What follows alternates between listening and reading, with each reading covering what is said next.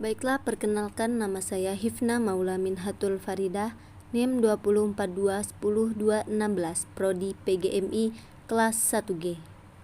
Baiklah, di sini saya akan mempresentasikan Pancasila sebagai sistem etika kebudayaan berbangsa dan bernegara. Yang pertama, adapun dinamika dan tantangan Pancasila sebagai sistem etika. Dinamika Pancasila sebagai sistem etika dalam penyelenggaraan pemerintahan di Indonesia dapat diuraikan sebagai berikut.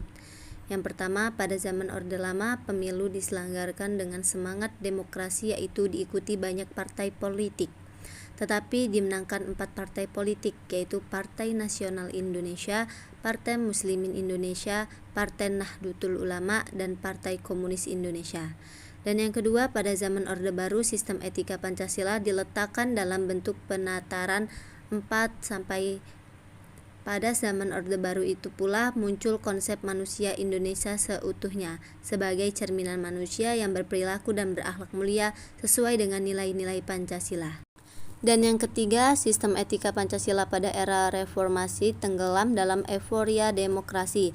Namun seiring dengan perjalanan waktu, disadari bahwa demokrasi tanpa dilandasi sistem etika politik akan menjurus pada penyalahgunaan kekuasaan, serta menghalalkan segala cara untuk mencapai tujuan.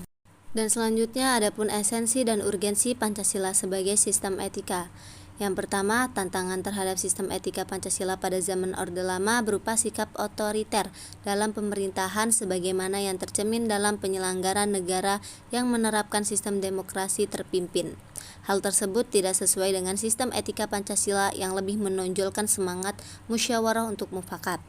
Yang kedua, tantangan terhadap sistem etika Pancasila pada zaman Orde Baru terkait dengan masalah NKK yang merugikan penyelenggaraan negara. Hal tersebut tidak sesuai dengan keadilan sosial karena nepotisme, kolusi, dan korupsi hanya menguntungkan segelintir orang atau sekelompok tertentu. Dan yang ketiga, tantangan terhadap sistem etika Pancasila pada era reformasi berupa euforia kebebasan berpolitik sehingga mengabaikan norma-norma moral. Misalnya munculnya anarkisme yang memaksakan kehendak dengan mengatasnamakan kebebasan berdemokrasi. Mungkin sekian yang dapat saya presentasikan tentang Pancasila sebagai sistem etika kebudayaan berbangsa dan bernegara. Cukup sekian dan terima kasih.